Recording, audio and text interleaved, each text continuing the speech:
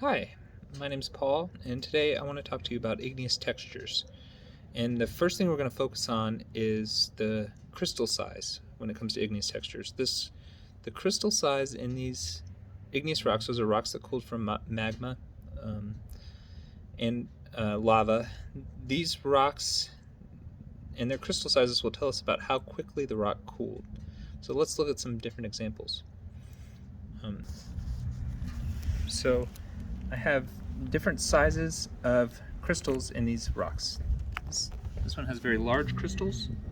They're visible, easy to see with the naked eye. Those large crystals had time to cool and grow inside of a magma chamber. So this particular rock here, just by looking at it and the size of its crystals, I can tell that it cooled slowly in the earth. So it was a magma. And the color has very little, if anything, to do with that cooling history. Now we can look at this rock here. It has little holes in it. Those are known as vesicles. And this rock doesn't have any visible, easy to see crystals in it. And so this rock we know cooled very quickly. It extruded, it's extrusive. So the one with big visible crystals, that's intrusive. It's known as phaneritic. That's the textural term we use. This rock we had little tiny crystals, cooled very quickly, extrusive. It's known as aphanitic. And then finally there's a texture that kind of falls in between that, and that's porphyritic. And that's, here's an example of a Hawaiian basalt, and it has these big green crystals hanging out in a bunch of finer black crystals. So there's two distinct crystal sizes. We call that porphyritic.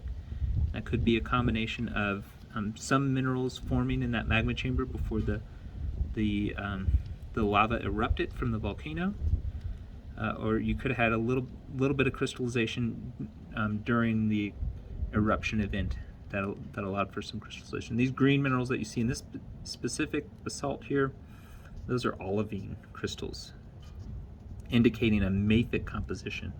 We'll talk about composition later. Another example of a porphyritic rock is here.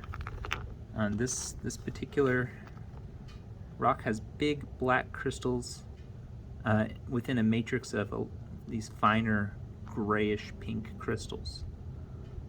And so that's another example of a porphyritic rock.